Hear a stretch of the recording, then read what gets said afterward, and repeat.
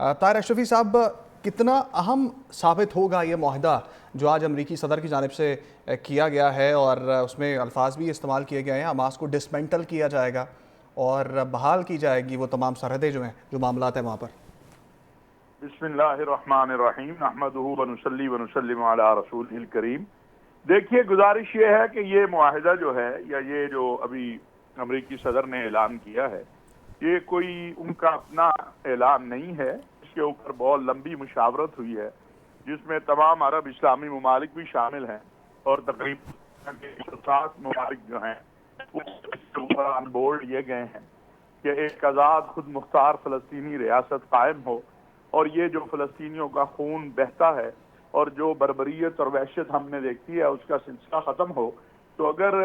جو اعلان کیا ہے امریکی صدر نے، اور جو اس معاہدے میں چیزیں شامل ہیں، اگر حقیقی طور پر وہ اپنی منزل کی طرف پہنچتی ہیں تو بلا شبہ ایک آزاد خود مختار فلسطینی ریاست کا قیام وجود میں آئے گا، جس کا دارالخلافہ القدس الشرقیہ ہوگا۔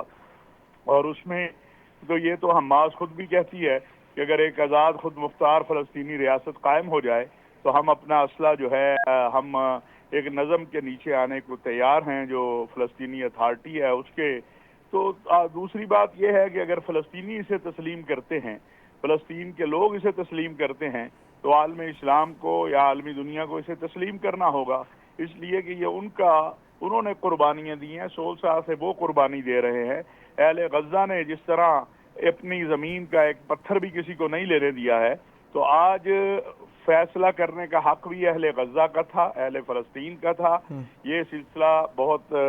طویل عرصے سے مذاکرات کا شروع تھا، جس کا مین کردار سعودی عرب کے ولی عہد امیر محمد بن سلمان تھے۔ انہی کی کوششوں سے آپ نے دیکھا کہ بڑے ممالک جو ہیں انہوں نے فلسطینی ریاست کو تسلیم کرنے کا اعلان کیا، اور پچھلے ہفتے میں جو ملاقات مسلم سربراہوں سے ہوئی، جس میں ہمارے وزیر اعظم بھی موجود تھے، اس میں یہ 21 نکات جو ہیں پریزیڈنٹ ٹرمپ کے، ان پر اتفاق رائے ہوا۔ آج اسرائیلی وزیر اعظم نے بھی اس کو مانا ہے، اللہ کرے وہ اس پہ قائم رہے۔ تو ایک آزاد خود مختار فلسطینی ریاست کا قیام، جس کا دارالخلافہ القدس الشرقیہ ہو، الاقصی کی آزادی ہو، اس پہ پورا عالم اسلام جو ہے متفق ہے، اور اس حوالے سے میرا نہیں خیال کہ کہیں پر کوئی اختلاف پایا جاتا ہے۔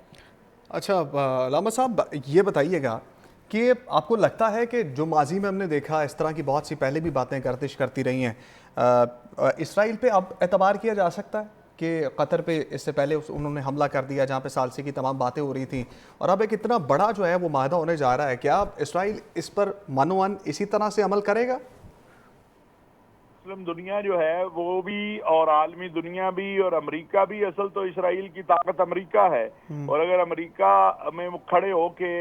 نیتن یاہو اس کو تسلیم کرنے کا اعلان کرتا ہے، اور امریکہ بھی اس کو تسلیم کروانے کا اعلان کرتا ہے، تو پھر ہمیں اس وقت یہ ضرور کہنا چاہیے کہ اللہ کرے کہ اسرائیل اس کو تسلیم کرے اور اس پر عمل کرے۔ اگرچہ اسرائیل نے ہمیشہ دھوکہ کیا ہے، لیکن فی الوقت تو یہ جو معاہدہ ہے یہ تکمیل کے مراحل کو پہنچے، اور اس کے بعد اگر جس طرح ایک اتھارٹی بنائی جا رہی ہے، عالمی ایک کونسل بھی بنائی گئی ہے، جس کو خود امریکی پریزیڈنٹ دیکھیں گے، غزہ کی تعمیر نو اور اس معاہدے کو تکمیل تک پہنچانے کے لیے، تو میں سمجھتا ہوں کہ اسرائیل کے لیے اتنا آسان نہیں رہے گا، اور بالخصوص ایسے وقت میں جب کہ دنیا کے بہت سارے ممالک نے، برطانیہ موجب بنا اسرائیلی ریاست کا، اس نے بھی فلسطینی ریاست کو تسلیم کر لیا، فرانس نے کر لیا، یورپ کے بہت سے ممالک نے کر لیا، آج امریکہ کرنے جا رہا ہے۔ تو اسرائیل کے لیے اتنا آسان نہیں رہے گا کہ وہ اس وعدے سے انحراف کرے یا اس معاہدے سے بھاگ سکے۔ اچھا طاہر اشرفی صاحب، کیا یہ اسی تناظر میں ہوا ہے جو کہ عالمی طاقتیں، مختلف ایسے یورپین ممالک بھی تھے جو فلسطین کو تسلیم کرنا شروع کر گئے تھے، تو کیا یہ جو پریشر ہے یہ ڈیولپ ہوا ہے جس کی وجہ سے امریکہ کو بھی سوچنا پڑا اور اسرائیل کو بھی سوچنا پڑا کہ کام مزید خراب نہ ہو جائے، سارے ان کی طرف ہو جائیں گے، ہمارا کام مزید بگڑ نہ جائے؟ بالکل اس کا کریڈٹ جو ہے وہ ان ممالک کو دینا ہوگا، اور اس ساری مہم کے پیچھے جس شخصیت کا نام آتا ہے اس کا نام سعودی ولی عہد امیر محمد بن سلمان ہے، جس نے یہ کام آج سے 2 سال پہلے شروع کیا تھا کہ ہم دنیا کو کہیں گے کہ وہ فلسطینی ریاست کو تسلیم کریں، اسرائیل مجبور ہو جائے تاکہ وہ معاہدے کے اوپر، اور اس میں پھر ہر ملک نے اپنا اپنا کردار ادا کیا، لیکن بنیادی کردار سعودی ولی عہد امیر محمد بن سلمان کا۔ اور جب امریکی صدر ڈونلڈ ٹرمپ گئے تھے سعودی عرب اور خلیج کے دورے پہ بھی، تو آپ کو یاد ہوگا انہوں نے کہا تھا کہ 3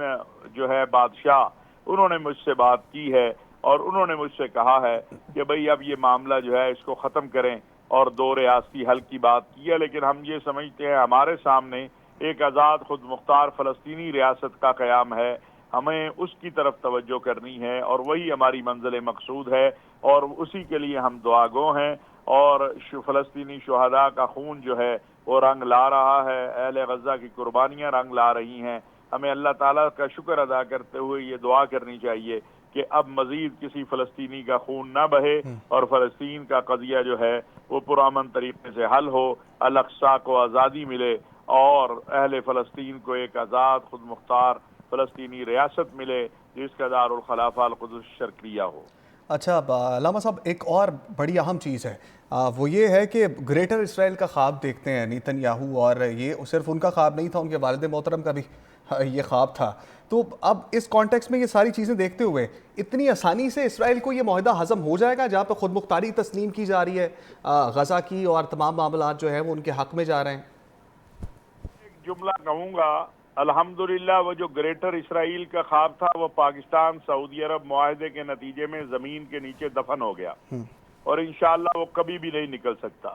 یہ بات ذہن میں رکھیں کہ گریٹر اسرائیل میں سعودی عرب کا ایک حصہ بھی شامل کیا جاتا تھا، اور الحمدللہ ہم اتنی اللہ تعالیٰ کے فضل سے، اللہ تعالیٰ نے ہمیں جو اپنا کرم کیا کہ ہمیں محافظ حرمین شریفین بنایا ہے، اور جنود ارض الحرمین شریفین بنایا ہے، تو اللہ نے ہمیں یہ استطاعت اور طاقت دی ہے کہ ہم نے ہندوستان اور اسرائیل کو مل کر ابھی مارا ہے مئی میں، اور اب یہ اسرائیل کو بھی نظر آ گیا ہے اس معاہدے کے بعد کہ اس کے لیے گریٹر اسرائیل کا خواب جو ہے وہ پورا نہیں ہو سکتا۔ اور جس دن کا یہ معاہدہ ہوا ہے اس دن سے لے کر آج تک آپ نے دوبارہ نیتن یاہو کے منہ سے گریٹر اسرائیل نہیں سنا ہوگا، تو یہ اللہ کا شکر ہے، وہ تو اس معاہدے سے زمین دوز ہو گیا۔ لیکن ہمیں جاگتے بھی رہنا ہے، مسلم امہ کا وحدت اور اتحاد اس جگہ پر لے کر آیا ہے امریکہ کو اور عالمی دنیا کو، اس اتحاد کو مزید مضبوط ہونا ہے، اور انشاءاللہ تعالی آپ دیکھیں گے کہ پاکستان جو کہتے تھے پاکستان کا ان ریلیونٹ ہو چکا ہے، آج اللہ تعالیٰ نے پاکستان کو ہر مقام پر صف اول میں کھڑا کیا ہے، قائدانہ کردار ادا کیا ہے۔ ہمیں اللہ کا شکر بھی ادا کرتے ہیں، اپنے برادر اسلامی ممالک کا بھی، اور اپنی قیادت کا بھی۔ آپ کا سیاسی اختلاف ہو، مذہبی اختلاف ہو، لیکن حقیقت یہ ہے کہ فیلڈ مارشل حافظ سید عاصم منیر صاحب اور میاں شہباز شریف نے جو محنت کی ہے اس کے نتیجے میں آج آپ دیکھیے کہ پہلے ہم شامل نہیں تھے، یہ بھی میں آپ کو بتا دوں، میں بڑی ذمہ داری سے کہہ رہا ہوں کہ اس سارے عمل کے اندر، لیکن مارکہ حق کے بعد اب کوئی ایسا عالمی کام نہیں ہو سکتا جس میں پاکستان نہ ہو۔ تو یہ اللہ نے ہمیں فاتح بنایا، اللہ نے ہمیں سرخرو کیا، اور انشاءاللہ اس معاملے میں بھی ہم سرخرو ہوں گے۔ علامہ صاحب، ایک آخری سوال آپ سے یہ پوچھنا چاہوں گا کہ آپ کا علم بہت زیادہ ہے اور آپ ہم سے زیادہ سمجھ رکھتے ہیں، جسٹ فور انڈرسٹینڈنگ، سمجھنے کے لیے، جس طرح سے آج ذکر کیا گیا ہے کہ ڈسمینٹل کیا جائے گا حماس کو، اور اس کے ساتھ ساتھ کہ وہ دوبارہ اسرائیل پر اس طرح سے جو ہے وہ حملہ نہ کرے، کہیں جھول نظر تو نہیں آ رہا اس تمام معاہدے کے اندر کہ دوبارہ سے جو ہے وہ خون ریزی کی جائے گی حماس کو ختم کرنے کے لیے فلسطین کے اندر؟ میں سمجھتا ہوں حماس جو ہے وہ ٹریپ ایک بار ہو گئی ہے 7 اکتوبر میں، اب دوبارہ ٹریپ نہیں ہوگی، اور وہ عقل مندی کے ساتھ آگے بڑھیں گے۔ آخر 60-65 ہزار لوگوں کا خون جو ہے وہ ان کے کندھوں پر ہے 7 اکتوبر کے بعد۔ وہ ایسی کوئی غلطی میرا نہیں خیال کریں گے دوبارہ کہ وہ نیتن یاہو کے ٹریپ میں آئیں اور اس معاہدے سے باہر نکل کے دوبارہ فلسطینی عوام کے قتل عام کا نیتن یاہو کو جو ہے وہ راستہ دیں۔ انشاءاللہ تعالی حماس کی قیادت بھی وہی فیصلہ کرے گی جو اہل فلسطین کے حق میں ہوگا،